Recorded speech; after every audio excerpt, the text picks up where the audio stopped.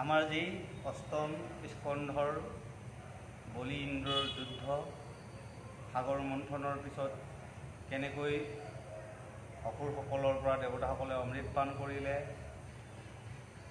আৰু সেই অমৃত পান কৰাৰ পাছত দেৱতা অসুৰৰ মাজত যুদ্ধ হৈছে। সেই যুদ্ধত বলি ৰজাক কেনেকৈ ইন্দ্ৰই দমন কৰিব পাৰিছে আমি সেইখিনি পাই আছোঁ।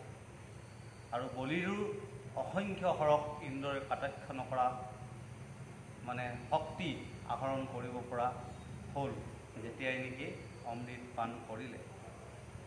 আমি ইয়াৰ পৰা পাই আহিছোঁ এই ভৱ সংসাৰত সাগৰত অমৃত হৈছে নাম।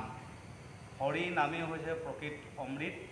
আৰু সেই হৰি নামৰ অমৃত যিজনে পান কৰিছে, যিজনে ঈশ্বৰৰ চৰণত প্ৰাৰ্থনা কৰিছে, নাম প্ৰাৰ্থনা কৰিছে, নাম লৈছে, ঈশ্বৰৰ লগত সংযুক্ত হৈছে, সেইজনৰ কাৰণে এই বলিৰূপী যি ভাৱনাসমূহ যৌৱনকালত উঠি অহা আমাৰ এই ৰিপুৰ যিবোৰ ভাৱনা, সেই ভাৱনাসমূহে তেওঁক দমন কৰিব নোৱাৰে।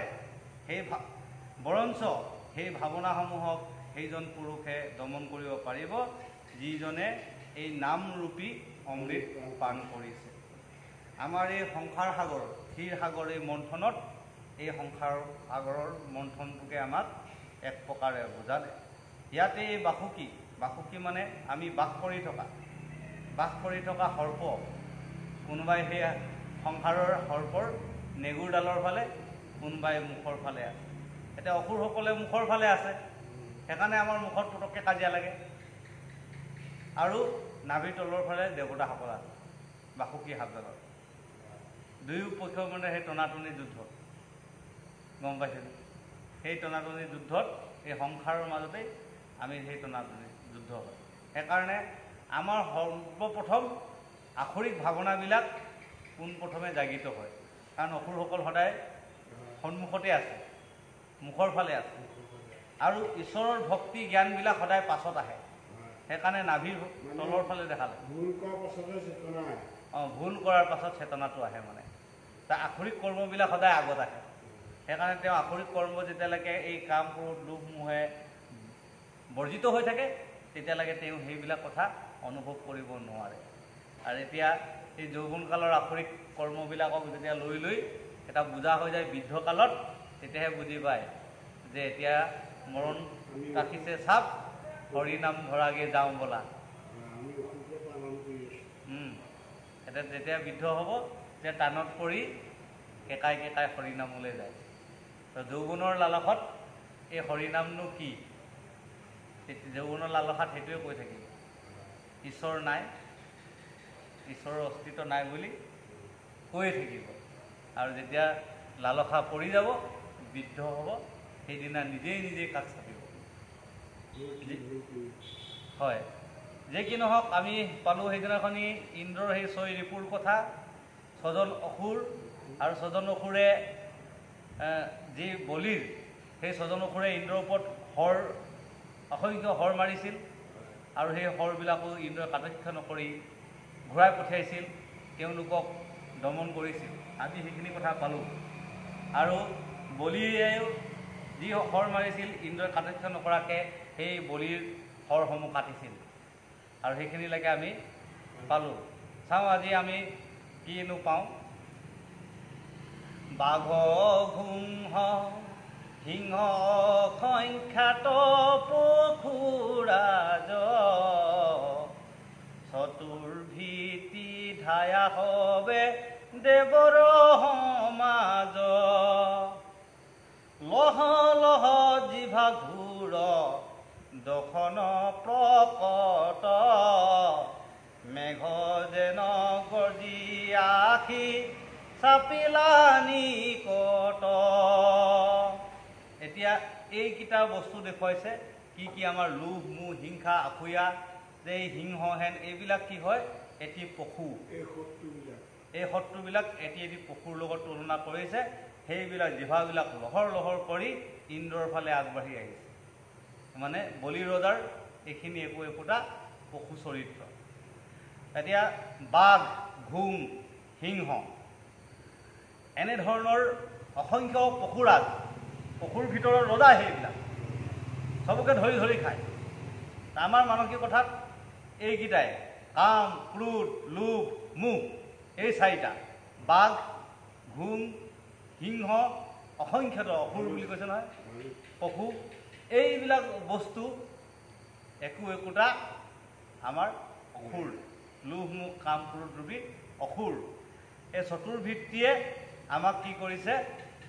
শৰীৰৰ মন মানসিকত থকা দেৱ সমাজক নস্যাৎ কৰিছে। কেনেকৈ কৈছে?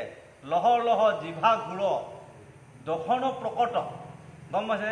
জিভাখনে লহ লহ কৰি আছে, দাঁত দেখুৱাই খাম খাম কৰি আছে। মেঘৰ যেন গৰ্জিত আখি চাপিলা নিকট। মেঘৰ লিখিয়াকৈ কাষ চাপিছে আৰু তেওঁক মানে বেৰি ধৰিছে। আমাৰ সেই যৌৱন কালত মায়া মোহৰ আৱদ্ধৰ মানে যিখিনি কৰ্ম, লোভ মোহে আমাক বেৰি ধৰি নিকট চপাই আনিলে। তেতিয়া আমি মৃত্যুৰ মুখৰ পিছত হাত সাৰিব নোৱাৰা হৈ যায়।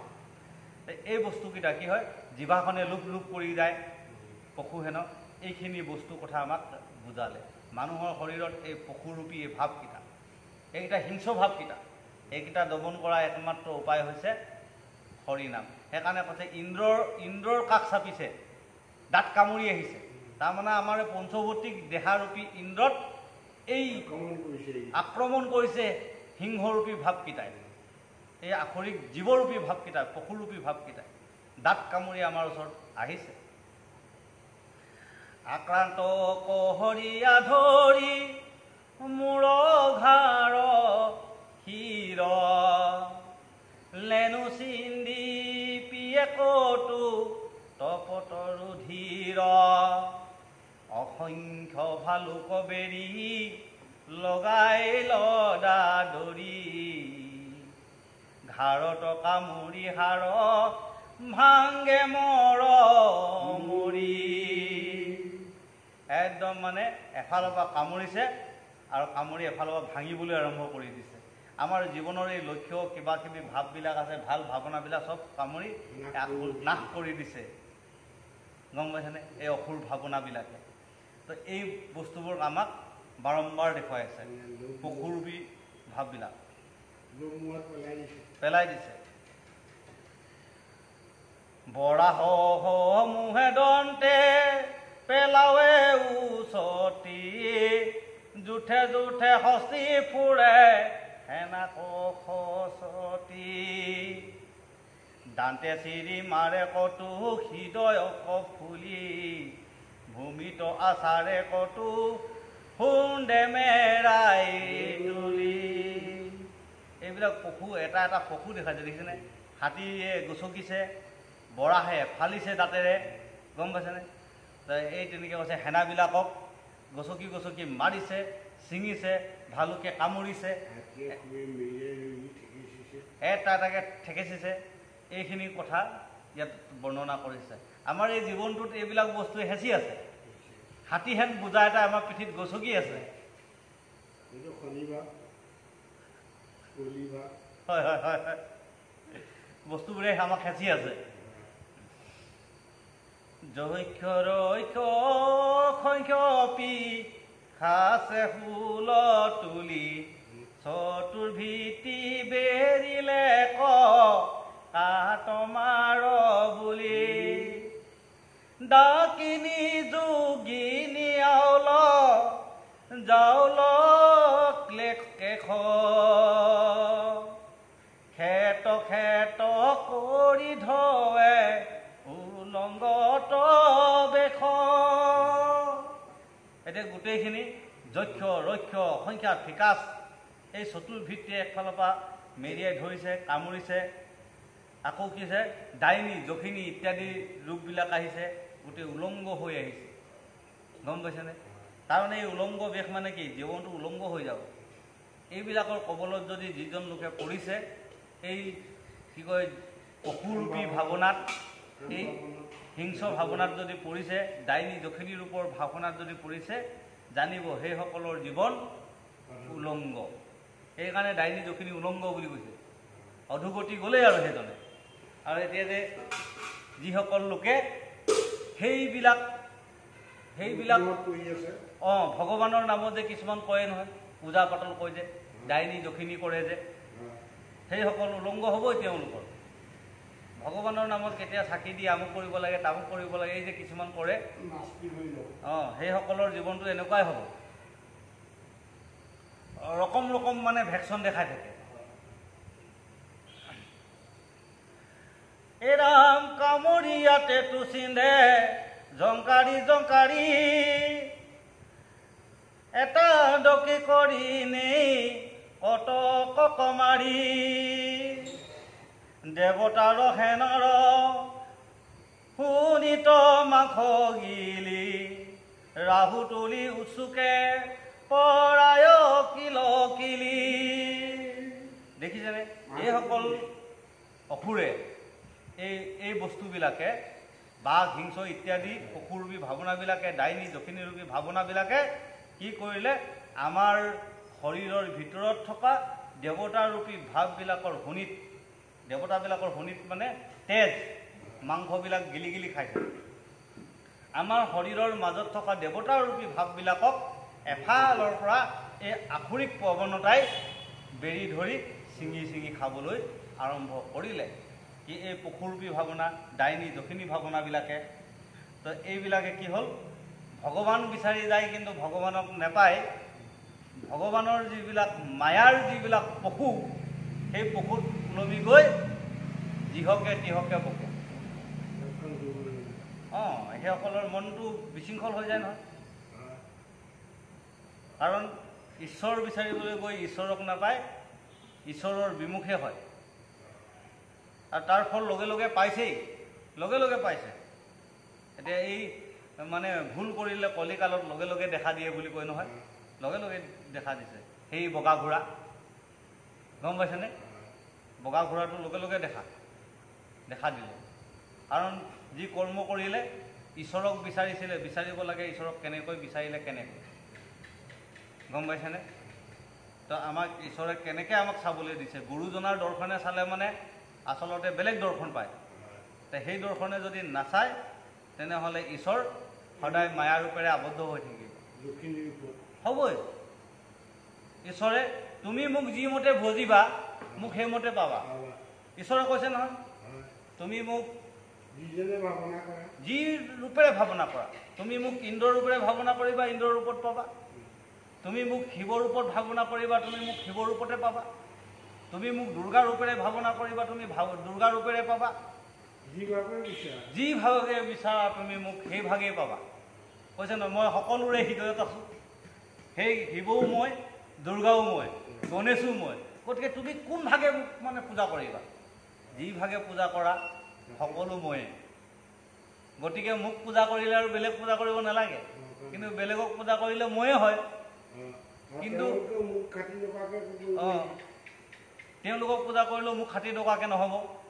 গতিকে যি ভাগে পূজা কৰা সেই ভাগে পাবা, কিন্তু মোক পূজা কৰিলে ডাইৰেক্ট মোকেহে পাবা। মোক পূজা কৰিলে ডাইৰেক্ট মোকেহে পাবা, কিন্তু বেলেগ হিচাপে পূজা কৰিলে মোক সেই ৰূপতহে পাবা, গম পাইছেনে?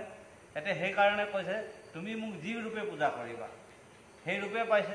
তো সেই পূজা কৰিবলৈ গৈ পেলাই কি হ'ল, চিঞৰি চিঞৰি জিভা মেলি যি ৰূপে বিচাৰিছিলে সেই ৰূপেই হ'ল। এতিয়া মানুহে হাঁহিবলগীয়া হ'ল, সমাজত কলংকিত হ'ল। তুমি সেই ৰূপত বিচাৰিছিলা ভগৱানক, সেই ৰূপতে কলংকৰ ৰূপে পালা, গম পাইছেনে?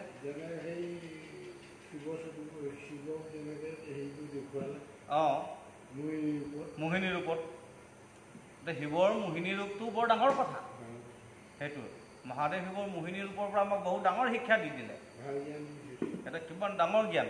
আমি গজকেতু উপাখ্যান চালে গম পাই যাম যে সেই নাটকখন যেতিয়া ভাওনাখন হয়, গজকেতুৰ উপাখ্যান, এই গজকেতু অসুৰ কিয় জন্ম হ'ব লগা হ'ল, কিমান ডাঙৰ এটা মহত্ব আমাক দাঙি ধৰিছে গুৰুজনাই। এতিয়া গুৰুজনাই আমাক সেইকাৰণে কৈছে ভিন্ন ভিন্ন ৰূপত ভগৱানক পূজা কৰিবা, ভগৱানক সেই ৰূপেৰে পাবা। গতিকে ভিন্ন ৰূপত পূজা কৰিবলৈ এৰি ডাইৰেক্ট ঈশ্বৰক ভজা, তেনেহ'লে তুমি শুদ্ধ পথ পাবা, ডাইৰেক্ট পাবা, শুদ্ধ পথ পাবা। কিন্তু তুমি ভিন্ন ভিন্ন ৰূপত হেৰি কৰিবা, হয় সেই একেজন ঈশ্বৰকে পূজা কৰিছা, কিন্তু ভিন্ন ৰূপতহে পাবা, কষ্ট পাবা। তেতিয়া তুমি কষ্ট পাবা। ডাইৰেক্ট মোক ভজিবা, ডাইৰেক্ট তাত কষ্ট নাই। কিন্তু ভিন্ন ৰূপত ভজিবা, ভিন্ন ৰূপে পাবা, তাত তুমি কষ্ট পাবা। সেইকাৰণে কৈছে আমাক গুৰুজনাই সকলো দাঙি আনি এনেকৈ দিছে। সেইকাৰণে কৈছে যে এই দেৱতা ভাৱবিলাকক এই গোটেই আখৰিক ভাৱনাবিলাকে শোণিতবিলাকে খাই আছে, দেৱতাৰ শোণিতবিলাক খাই আছে, মাংসবিলাক গিলি দিছে এই পশুৰূপী ভাৱনাবিলাকে। এই পশুৰূপী ভাৱনা, পশু চৰিত্ৰৰ লোকসকলে আজিও দেৱতা চৰিত্ৰ পবিত্ৰ লোকসকলৰ ওপৰত অত্যাচাৰ চলাই আছে, অত্যাচাৰ কৰিছে এই হিংস্ৰৰূপী জীৱবিলাকে। যাৰ ওচৰত হিংস্ৰ ৰূপ আছে, পবিত্ৰতা দুখীয়া মানুহজনৰ ওপৰত কৰাপশ্যন কৰিছে, দুখীয়া মানুহজনক হেঁচা দিছে। আৰু তেওঁ যদি সত্য শুদ্ধও হয়, তেওঁক অসত্য বুলি দেখুৱাই তেওঁক গালি দি আছে। কিয় নাই কোৱা বুলি ফান্দত পেলাই আছে, আৰু সেইখিনি কথা ইয়াত দেখুৱাই আছে। সেই হিংস্ৰৰূপী ভাৱনাটোৰ কথা আমাক ইয়াত সুন্দৰকৈ প্ৰকাশ কৰিলে। আকাশ ঢাকিয়া মেঘে গজয় অপাৰ, নমহনি বিদেশ দিশ দেখি অন্ধকাৰ, বিজুলী চমক মাৰে ব্ৰজৰ প্ৰহাৰ, ত্ৰিদশ সেনাক হবে কৰে মখী মূৰ, দকু দিশে শুনি অপ্ৰ যাৰ হাহাকাৰ, মৰু মৰু আমাৰ অমি লীল মহামাৰ,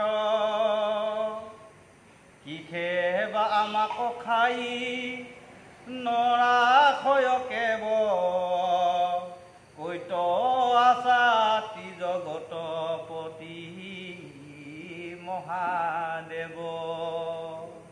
এতিয়া মহাদেৱক স্তুতি কৰিছে, সেই মহাদেৱ ক'ত আছা, তিনি জগতৰ প্ৰতি ৰক্ষা কৰা, আমাক এনেকৈ বন্দী কৰিছে। গম পাইছেনে? এতিয়া শেষত এই যে আখৰিক ভাৱনাবিলাকে যেতিয়া আমাক বেৰি ধৰে, তেতিয়া এই জীৱ আত্মাৰ প্ৰভাৱ, জীৱ আত্মাৰ ঊৰ্ধত যিটো পঞ্চতত্বৰ আছে, সেই তত্বৰ যিজন মালিক সেয়া হৈছে মহাদেৱ, শিৱ। তো সেইকাৰণে তেওঁক প্ৰাৰ্থনা কৰিছে।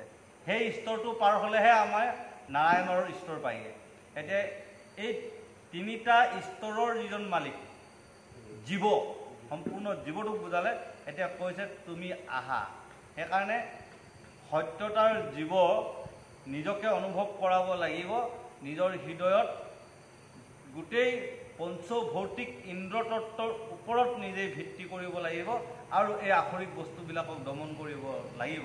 সেইকাৰণে মহাদেৱৰ কথা ইয়াত উল্লেখ কৰিলে। যদি মহাদেৱ যদি হ'ব নোৱাৰে, তেনেহ'লে এই আখৰিক ভাৱনাবিলাকক বধ কৰিব নোৱাৰে। সেইকাৰণে মহাদেৱ হোৱাৰ পিছত আপোনাৰ মহাদেৱৰ পুত্ৰবিলাকৰ কৰ্ম আহিব। গম পাইছেনে? এজন মহাদেৱৰ পুত্ৰ কি হয়? গণপতি। গণপতি হ'ল জ্ঞান, গণেশ। জ্ঞানৰ উদ্ভাৱন কৰাবলৈ, তেতিয়া আমাৰ মন মগজত জ্ঞানৰ উদ্ভাৱন হ'লেহে এই আখৰিক পশুৰূপী জীৱবিলাক মৰিব। সেইকাৰণে শিৱৰ এটা পুতেকৰ নাম হ'ল গণেশ, জ্ঞান, আৰু আনটোৰ নাম হ'ল কাৰ্তিক। গতিকে এই কথাখিনি জানিব লাগিব। সি হৈছে সেনাপতি দেৱতাৰবিলাকৰ। গতিকে এই কাৰ্তিক হৈ পেলাই গোটেই সমস্ত ইন্দ্ৰৰ চকুৰ দিশৰ পৰা অহা এই ভাৱবিলাক, চকুৰ পৰা প্ৰথম সোমাই অহা পাপটো তাক কাটিব লাগিব, কাণৰ পৰা সোমোৱা বেয়া শব্দটো কাটিব লাগিব। যিজনে কাটিব সেয়াই হৈছে সেনাপতি। যিখিনি কাম অৰ্জুনে কৰিছে, সেনাপতিসকলৰ লগত যুদ্ধ অৰ্জুনে কৰিছে। বাকীবিলাকক কোনে মাৰিছে? ভীমে মাৰিছে, বলে মাৰিছে, শক্তিয়ে মাৰিছে।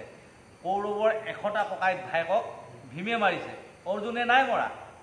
অৰ্জুনে মাৰিলে সেনাপতিকেইজনক, ভীষ্ম, দ্ৰোণ নহয়, ভীষ্ম, কৰ্ণ, যিখিনি মানে সেনাপতিৰ ৰূপ লৈছে, শৈলকে আদি কৰি যিমানবিলাক, যে এই সেনাপতিখিনিৰ লগত যুদ্ধ অৰ্জুনে কৰিলে।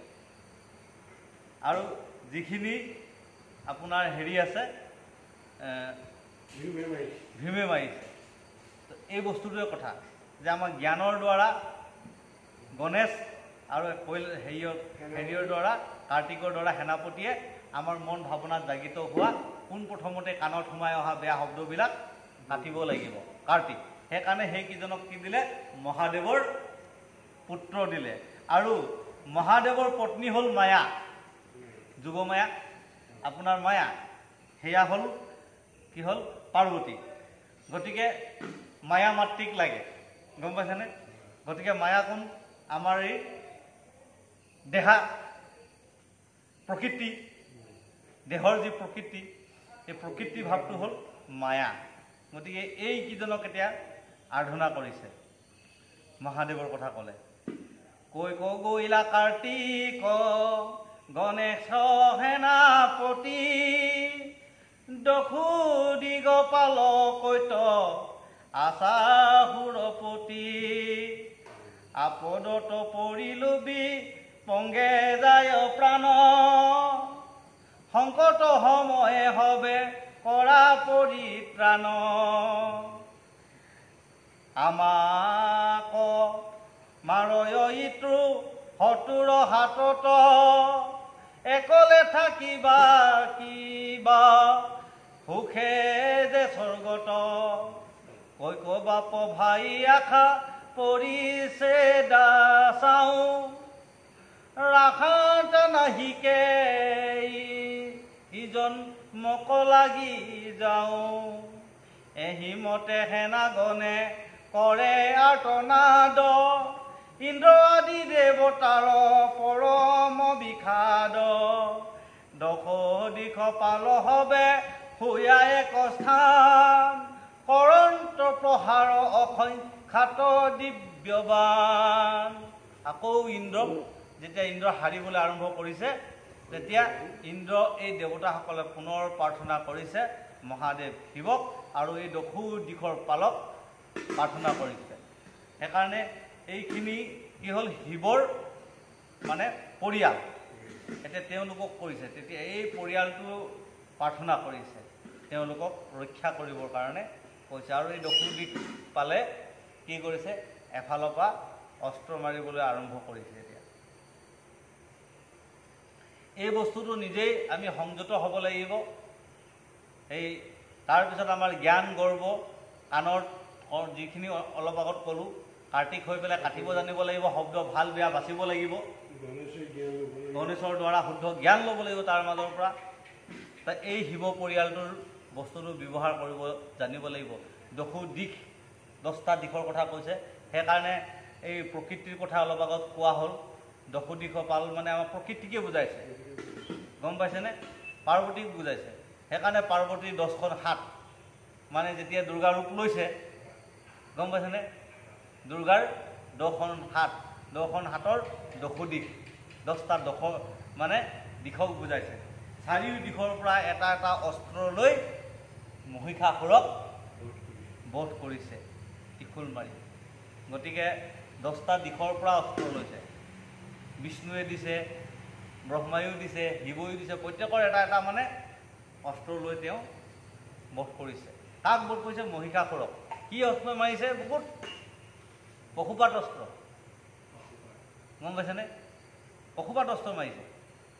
কাৰণ পশুপাত অস্ত্ৰ কি?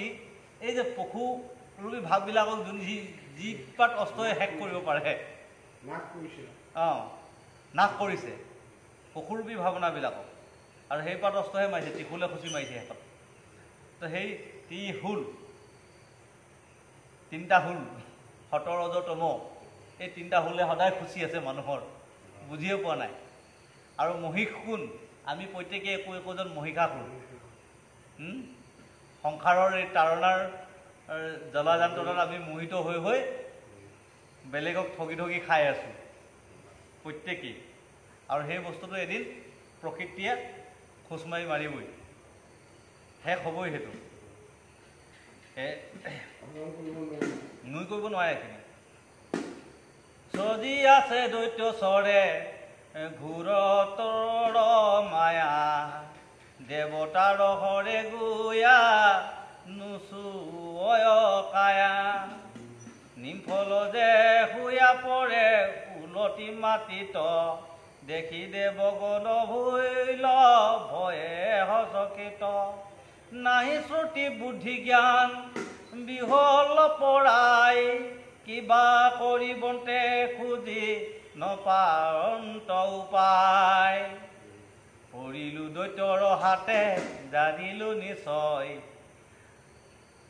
পলানো নযাই আজি মিলিল সংশয় হত বুদ্ধি হৈয়া পাছে হবে দেৱগণ মাধৱ চৰণে পখিলো হৰণ প্ৰাণৰ সংকট ভৈলা এইবাৰো আমাৰ অনাথৰ নাথ হৰি কৰি উক উদ্ধাৰ তুমি সুহিদ দেৱতাৰ পিতা মাতা বিপদৰ বান্ধৱতো মিখে প্ৰাণ দাতা তোমাৰে গ্ৰহে কৰো দানৱ কৰণ পৰিলো বিপাংগে প্ৰভু মিলিল মৰণ শেষত আকৌ গৈ পেলাই হৰি প্ৰভুৰ চৰণত পৰিছে এতিয়া এই মহাদেৱ শিৱৰ এইখিনি পৰাও তেওঁ মানে ৰক্ষা তৰণ পোৱা নাই গম পাইছেনে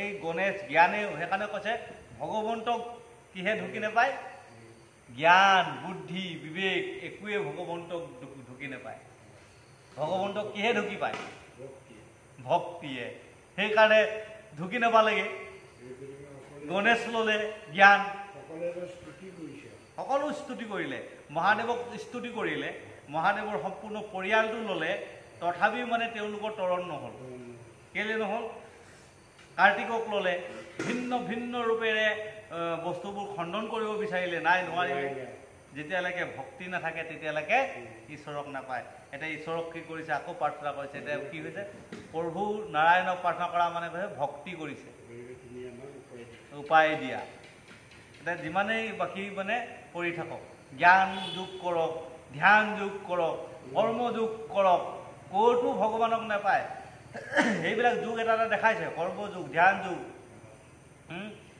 আমাৰ জ্ঞান যোগ গোটেইখিনি দেখাই গ'ল এফালৰ পৰা শেষৰে ভক্তি যোগ হেৰি কৰিছে আমাৰ এইখিনি কৰ্ম এটা এটাকৈ আমি নিশ্চিত কৰি যোৱাৰ কাৰণে শেষত ভক্তি কৰিবলৈ আমাক শিকালে তো এতিয়া ভগৱন্তক ভক্তি কৰিছে তুমি আমাক ৰক্ষা কৰা তোমাৰ বিনে আমাক ৰক্ষা কৰোঁতা নাই আমি বিপাঙত পৰিলোঁ হে প্ৰভু আমাক ৰক্ষা কৰা বুলি ইন্দ্ৰই স্তুতি কৰিছে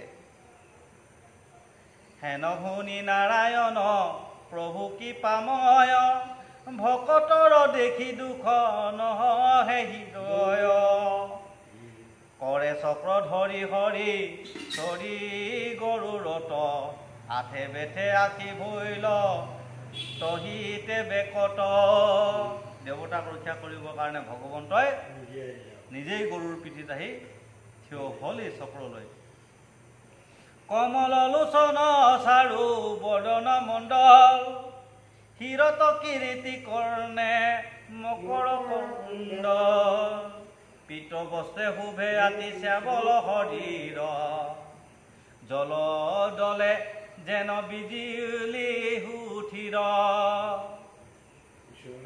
পুনৰ ভগৱন্তৰ ৰূপটো ক'বলৈ আৰম্ভ কৰিছে কণ্ঠত কৌস্তম্ভমণি নৱসূৰ্য জ্বলা আজানো লম্বিত গলে জলে বনমালা হৃদয়ত শুবে দিব্য মুকুতাৰ সাৰ আঠ খান বাহু অলংকাৰে জাতিষ্কাৰ ইয়াত 8খন বাহু কৈছে দেই বাবু 8খন বাহু লৈ আহিছে অসংখ্য চক্ৰ গদা পদ্ম আখি চৰ্মবান সাংগ ধনু ধৰি ভৈলা বিদ্যমান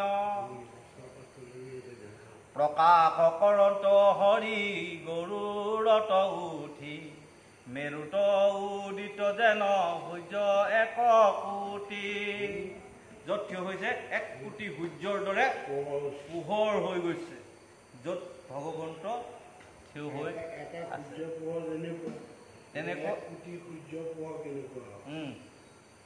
একদম বিদ্যমান হৈ গৈছে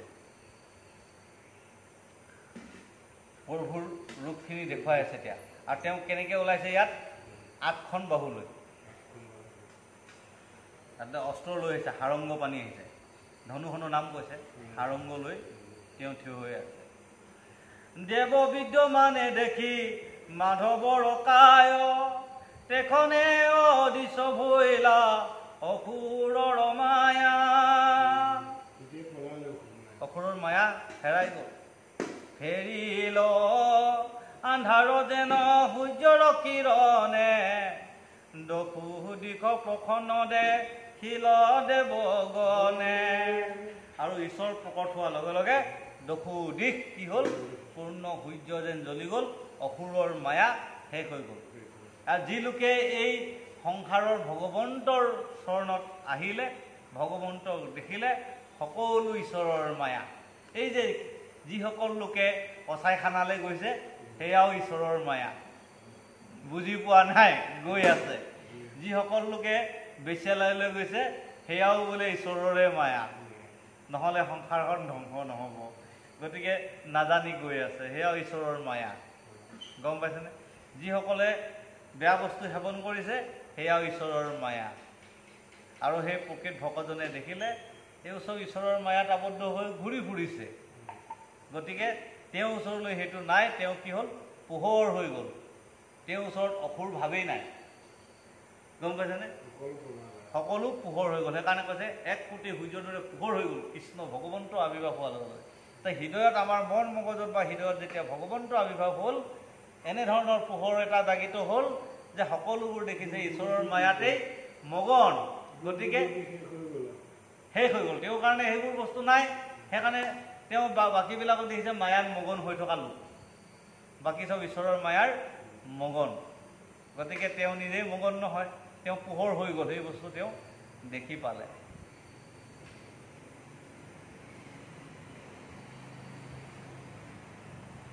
লভিল চেতন যেন নিদ্ৰাসন্তে জাগি, দুনাই সমৰ্থন ভৈল দানৱক লাগি। মাধৱক দেখি আনন্দ দেৱতাৰ, পৰি পৰি ভূমিতক ৰন্ত নমস্কাৰ। দেৱতাসকলে ভগৱন্তৰ চৰণত ধৰি প্ৰণাম জনাইছে। আৰু অসুৰসকলকো দেৱতাসকলে কি হ'ল? মিত্ৰ ৰূপে চাবলৈ ধৰিলে। কেলে চাবলৈ ধৰিলে? এই যিসকল বেয়া কাম কৰি থকা লোকসকলেও ভগৱানৰ মায়াৰ ৰূপত আবদ্ধ হৈ তেওঁলোকে এইখিনি কাম কৰি এইখিনি কাম কৰিছে, পাহৰি গ'ল। সেইকাৰণে প্ৰকৃত ভকতজনে কেতিয়াও আখৰিকভাৱে নাচায়, বেয়া মানুহজনকো বেয়া ৰূপেৰে নাচায়। তেওঁ কৰ্ম দুখেৰে সেই তালৈ গৈ আছে, তেওঁক বেয়া ভাৱেৰে প্ৰকৃত ভকতে নাচায়। মানে ভকতৰ ওচৰত বেয়া বোলা বস্তুটো নাই, প্ৰফুল্ল হৈ থাকিলে। আৰু সেইকাৰণে পোহৰ হৈ গৈছে দেৱতাখিনি। গম পাইছেনে? এটা ঈশ্বৰ দেখাৰ লগে লগে। কিন্তু সেইসকলক, যিসকলে বেয়া কৰ্মত আছে, অসুৰখিনি, সেইসকলকো তেওঁ এই কৈছে নহয়, মাধৱক দেখিয়া আনন্দ দেৱতাৰ। গম পাইছেনে? আনন্দ হৈ গ'ল। এটা যেন এনেকুৱা মানে নিদ্ৰাত আছিলে আগতে, আৰু ইমান জীৱনটো টোপনি মাৰি আছিলোঁ, আজিহে আমি টোপনিৰ পৰা জাগিলোঁ। গম পাইছেনে? আকৌ দুনাই সমৰ্থন ভৈল দানৱক। এই দানৱখিনি সিহঁতে নাজানেহে গৈ আছে। গতিকে তেওঁলোকক এই বেয়া পাইনো কি লাভ? গম পাইছেনে? জ্ঞান ঘূৰাই পাইছে। সিহঁতকনো বেয়া পাইনো কি লাভ? বেয়া মানুহটোকো বেয়া পাই লাভ নাই, কাৰণ সেইটো তাৰ চৰিত্ৰ, হয় নহয়? তেওঁতো এই বাটে ঘাটে বকি থাকে, নিজৰ চৰিত্ৰটো নিজেই দেখুৱাইছে বুলি এই ভাল লোকজনে তেওঁক কেতিয়াও বেয়া নাপায়। সৰ্বনাশ ভৈলো হওঁতে আজি প্ৰমাদে, হেৰাইলো দুৰ্গতি প্ৰভু তোমাৰ প্ৰসাদে। তোলোকে ঈশ্বৰ পাইলো আমাক সহায়ী, আচুক দানৱ মৰ নোক নাই ভই। এই বুলি ৰংগে দেৱে কৰি সিংহনাদ, আবেদক ঢোল ভেৰি দুন্দুবিত শব্দ। মৃদংগ গোমুখ শংখ তবল কুবাৱে, অনেক তৰংগ কৰি দানৱক ধাৱে। হৰি কৈ স্মৰণে নিষ্ট ৰিল দেৱগণ হৰি সুমৰণে সৰ্ব বিপদ মোচন। এইখিনি ভাল কথা কৈছে ৰে বাবু। হৰি সকলো বিপদ দূৰ হৈ যায় যদি ঈশ্বৰক স্মৰণ কৰে। তো হৰি নামত যিজনে ৰতি হয় তেওঁৰ সকলো দুখ দিনে দিনে নাইকিয়া হয় বুলি কৈছে। তাৰপিছতো হৰি নামলৈ আমাৰ লোকসকল নাহে কিয়? সমগ্ৰ দুখৰ পৰা যদি মুক্তিয়ে পায় হৰি নামত, তথাপি হৰি নামলৈ আহিবলৈ কি কয়? টান পায়, লাজ পায়। কি যে আচৰিত হয় হাই নৰগণ, নহয়নে? হৰি নামত আহিলে সকলো দুখ মোচন হৈ যায় বুলি কৈছে। তাৰপিছতো তাত আহিবলৈ তেওঁলোকৰ বিপদ সময় নাই। তেওঁ কৈছে ন হৰি স্মৰণে সৰ্ব বিপদ মোচন। তো হৰিক স্মৰণ কৰিলে যদি সকলো বিপদে নাইকিয়াই হৈ যায়, তাৰপিছত আকৌ বিপদ নাখিনি বুলি আকৌ পূজা কেলে? হৰিক যদি আৰাধনা কৰিলে হৰিক সুমৰণে বিপদ মোচন, তো হৰিক স্মৰণ কৰিলে আকৌ যদি বিপদ মোচন হৈ যায়, তেনেহ'লে বিপদ নাখিনি দেৱী কেলে পূজা আকৌ? কালনেমী কেলে পূজা? সেই কালনেমী পূজা কৰি লাভ নাই যদি হৰিক স্মৰণ কৰিলে চব হৈ যায়। আকৌ আমি কালনেমী কেলে পূজা কৰিব লাগিছে এক্সট্ৰাকে? বিপদ নাখিনি কেলে পূজা কৰিব লাগিছে এক্সট্ৰাকে? যদি হৰিয়ে নিদিয়ে তেওঁ পাৰিব নেকি? গতিকে হৰিয়ে যদি সকলো কৰিব পাৰে, আমি সেইবোৰলৈ যে সেইকাৰণে হৰিক স্মৰণ কৰাজনে সেইবোৰলৈ যাব নালাগে। সেইবিলাকত আমাৰ কোনো কথা নাই, গম পাইছেনে? এতিয়া হৰিক যদি স্মৰণ কৰিলে হৰিক স্মৰণ কৰিলে যদি মৃত্যুৰ জয় কৰিব পাৰে, তেনেহ'লে আমাৰ বাবে মৃত্যুঞ্জয় মন্দিৰ কিয়? সদায় তুমি যদি হৰিক স্মৰণ কৰা তেনেহ'লে মৃত্যুৰ এনেই তৰিলা। দুখ যেতিয়া মোচনেই হৈ গ'ল, তেওঁৰ বাবে আৰু মৃত্যুঞ্জয় মন্দিৰৰ কোনো দৰকাৰ নাই। যিজন মানুহে সদায় হৰি স্মৰণ কৰে, মাধৱদেৱে ঘোষাত কৈছে নহয়, বিষ্ণু হৰি নাৰায়ণ শংখ এই অষ্ট নাম যিজনে সুমৰে সৰ্বক্ষণে পূৰ্ণ হোৱে মনস্কাম, কৈছে নহয়। এই অষ্ট নাম যিজনে সুমৰে পূৰ্ণ হোৱে মনস্কাম বুলি এনেকৈ এটা নামঘোষাত আছে দেই বাপ। গতিকে সেই 8টা নাম হৰি, জনাৰ্দন, শংখ, নাৰায়ণ, এনেকৈ মানে 8টা নাম। এই নামকেইটা যদি সদায় যিজনে লয় সেই অষ্ট নাম, তেওঁ মানে সকলো বিপদ, সকলো মানে যিকোনো কৰ্মৰ মানে মনৰ কৰ্ম পূৰ্ণ হয়। তাৰ পাছতো আমাৰ আজি সেই কৰ্মকেইটা কৰিবলৈ টান পায়, বেলেগকৈ আকৌ বিচাৰি যায়। তো এইখিনিতে যদি আমাৰ মৃত্যুঞ্জয় হৈ যায়, পৰীক্ষিতে ভাগৱত শুনিয়েই মৃত্যু জয় কৰিব পাৰিলে। পৰীক্ষিতে আমি এলাহ কৰাৰ কোনো কথা নাই। পৰীক্ষিতে ভাগৱত পঢ়িয়ে ভাগৱত শুনিয়ে মৃত্যু জয় কৰিলে। আমাক তাৰ পৰাতো আমাক সেইটোৱে শিক্ষা দিছে ন, যে হৰি স্মৰণ কৰা অনায়সে সংসাৰ তৰা। আৰু সেই হৰি স্মৰণ যদি নকৰা তেনেহ'লে অনায়সে সংসাৰ তৰিব নোৱাৰিবা। গতিকে হৰি স্মৰণ নৰকৰ পথে যোৱা। গতিকে হৰি স্মৰণ কৰি যদি আমি মুক্তি পাওঁৱেই, সেইকাৰণে সেইজন ভকতৰ কাৰণে এইবিলাক দৰকাৰ নাই।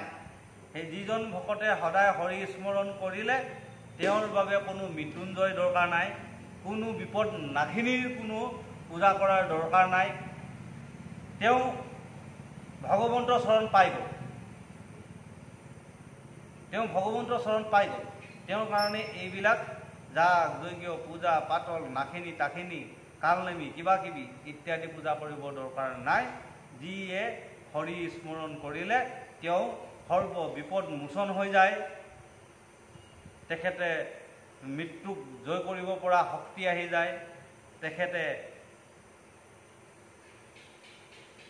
তেখেতৰ মনৰ কৰ্ম জয় কৰিব পাৰে। তেখেতৰ মনৰ যি পূৰ্ণ হৈ যায়, মনৰ যিটো আশা কৰে সেয়াও পূৰ্ণ হৈ যায়।